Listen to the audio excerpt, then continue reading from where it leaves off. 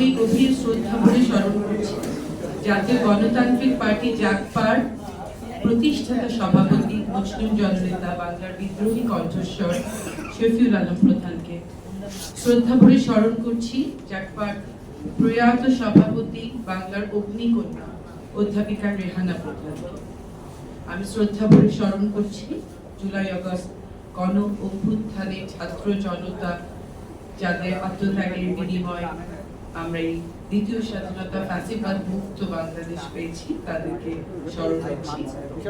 এবং আমি ধন্যবাদ জানাতে চাই আমাদের ছাত্রলীগের সভাপতি আব্দুর রহমান ফারুকী এবং আমাদের যে এইমাত্র শ্যামল চন্দ্র, এর আগে যে আমাদের সাধারণ সম্পাদক ছিলেন, এবং জাগপার যেই সব নেতা কর্মী আপনারা চমৎকার ভাবে অনুষ্ঠানটা আয়োজন করেছেন, আমাকে আমন্ত্রণ জানিয়েছেন, তাদেরকে অসংখ্য ধন্যবাদ জানাতে চাই।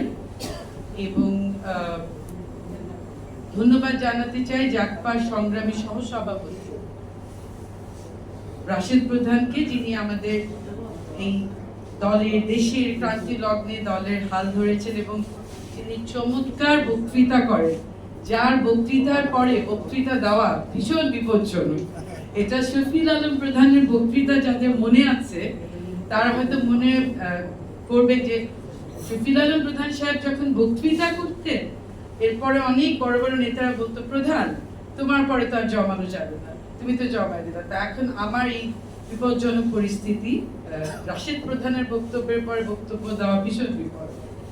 এবং আমি আরো ধন্যবাদ জানাচ্ছি এই বিভিন্ন আমাদের বন্ধু প্রতিম ছাত্র সংগঠনের যারা নেতা কর্মী আজকে এসেছেন, এবং আমি বক্তৃতা শুনলাম চমৎকার করে আমার ছাত্র ভাইয়েরা যেভাবে চমৎকার করে দেশের পরিস্থিতি, পরিবেশ এবং এই যে প্রেক্ষাপট এবং এই জুলাই গণ অভ্যুত্থানের পরের প্রেক্ষাপট, কিছুটা অভিমান এবং এই বিদ্রোহী তাদের মনোভাব এবং তাদের কথাগুলো শুনলাম, আমার খুব ভালো লাগলো। একটা বিষয় খুবই পরিষ্কার, এই যে যারা ছাত্ররা এখানে আছেন, যারা এই জুলাই আগস্টে সীমাহীন আত্মত্যাগ করেছেন, এটা তো নিঃসন্দেহে কোনো একক কারো অর্জন হতেই পারে না, কোনো বড় বিজয় কোনো একক মানুষের অর্জন হতে পারে না, একক সংগঠনের হতে পারে না।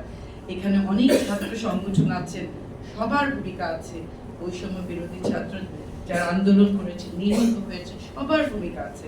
আমি সবাইকে সশ্রদ্ধ চিত্তে স্মরণ করছি।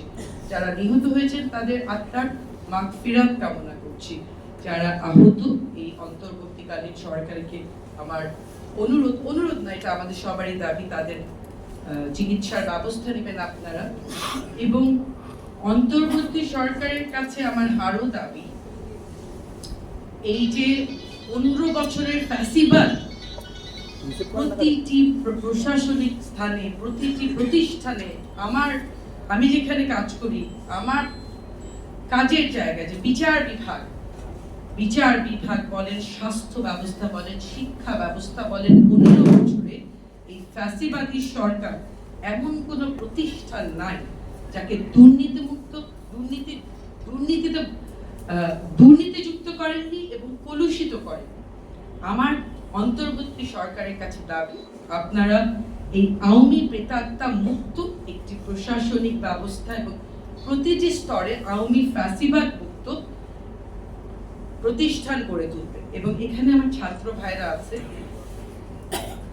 আপনাদের মাধ্যমে আমি দেশবাসীর কাছে বলতে চাই যে এই দল গত 15 বছর না, বলবো সবসময়, যারা বাংলাদেশের মাটিকে কলুষিত করেছে, রক্তাক্ত করেছে, দুর্নীতি করেছে, ধর্ষণের আখড়া বানিয়েছে, সেই আওয়ামী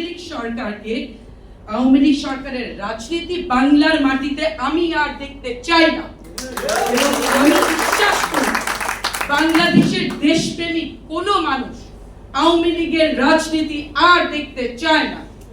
এবং বিভিন্ন সুশীল বক্তব্যের মাধ্যমে যারা আওয়ামী লীগকে পুনর্বাসিত করার ষড়যন্ত্র করবেন, আমার ছাত্র ভাইরা এখানে উপস্থিত আছেন, আমি বিশ্বাস করি আপনারা সেই চক্রান্ত প্রতিহত করবেন, যে কোনো এবং এটার সাথে সাথে আমি অন্তর্বর্তীকালীন সরকারের প্রতি আরো দাবি জানাচ্ছি, এই যে সাধারণ মানুষ আমাদের ভোটের অধিকার আমরা অবশ্যই চাই। এই এত বছরের আন্দোলন, আমরা আন্দোলন করেছি একটি সুষ্ঠু অংশগ্রহণমূলক নির্বাচনের জন্য, ভাতের অধিকারের জন্য। এই যে দ্রব্যমূল্যের ঊর্ধ্বগতি, এই বিষয়টিও খুবই গুরুত্বপূর্ণ এবং আমরা যেন ভোট দিতে পারি। হ্যাঁ, আমরা এটা বিশ্বাস করি 15 বছর 16 বছরের দুর্নীতি, এই সন্ত্রাস, ফ্যাসিবাদ, লুণ্ঠনের এই আওয়ামী সরকার যে বাংলাদেশকে একটা ধ্বংসস্তূপ করে গেছে, এটা সংস্কারের জন্য সময় প্রয়োজন, এটা আমরা সবাই জানি। কিন্তু আপনাদেরকে